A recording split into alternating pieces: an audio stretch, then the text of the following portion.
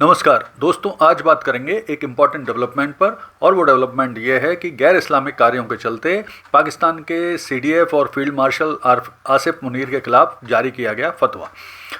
तो आइए पूरे इस घटनाक्रम की विस्तार से जानकारी प्राप्त करते हैं। तो सबसे पहले तो ये समझते हैं कि फतवा होता क्या है। तो देखिए, फतवा बेसिकली किसी भी इस्लामिक विद्वान, जिसे मुफ्ती कहा जाता है, उसके द्वारा कुरान, हदीस और शरीयत के हिसाब से की गई धार्मिक व्याख्या है, जो ये बताती है कि कौन से किसी व्यक्ति का कौन सा कृत्य धर्म के खिलाफ है।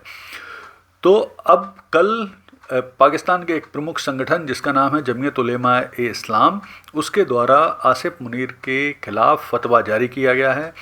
और ये फतवा इसलिए जारी किया गया है कि 27वें संविधान संशोधन से जो field marshal CDF Asif Munir हैं, उन्हें जीवन भर के लिए लीगल इम्यूनिटी यानी कानूनी तौर पर पूरी सुरक्षा दी गई है। उनके खिलाफ कोई भी किसी तरह का कोई केस नहीं चलाया जा सकता।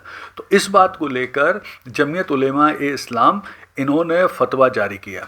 और जो जमीयत उलेमा ए इस्लाम है, ये पाकिस्तान का एक प्रमुख इस्लामिक और धार्मिक संगठन है, जिसकी काफ़ी वजन है, काफ़ी बात मानी जाती है पाकिस्तान में। तो इस संगठन के जो प्रवक्ता हैं, जिनका नाम है मुफ्ती तकी उस्मानी, उनका कहना है कि इस्लाम के अनुसार किसी भी व्यक्ति को पूरे जीवन भर जो लीगल इम्यूनिटी है वो देना गलत है, क्योंकि गलत होने के साथ साथ ये शरीयत के भी खिलाफ है, क्योंकि कोई भी व्यक्ति इस्लाम में कानून से ऊपर नहीं है, प्रत्येक व्यक्ति की जवाबदारी होती है। तो इस कारण से मुनीर के खिलाफ, चूँकि उन्हें हर तरह की जवाबदारी से और कानून से ऊपर बना दिया गया है, तो उनके खिलाफ ये फतवा जारी किया गया। इसके अलावा जो जमीयत है, ये इसका ये भी कहना है कि पाकिस्तान सरकार के इस कदम से जो सेना सरकार है और धार्मिक संगठन है, उनका संतुलन भी ख़राब हो सकता है। इसके अलावा जो शहबाज सरकार और मुनीर की अफ़गान नीति है, उसको लेकर भी जमीयत नाराज़ रहती है। इसके अलावा जमीयत जो सरकार की, शहबाज सरकार की बहुत सारे संगठन हैं पाकिस्तान के अंदर, विशेष तौर पर टीटीपी जो तहरीक तालिबान पाकिस्तान है, उसके खिलाफ कार्रवाई को लेकर भी नाराज़ रहती है।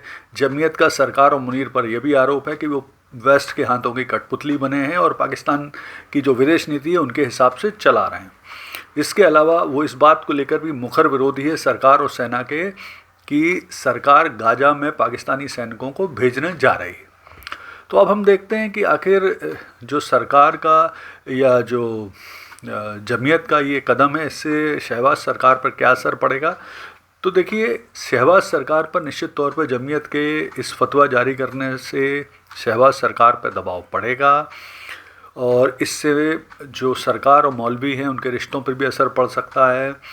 जमीयत जैसे संगठन सरकार से दूरी बना सकते हैं। अब हम देखते हैं कि आखिर मुनीर के ऊपर क्या असर पड़ सकता है इसका।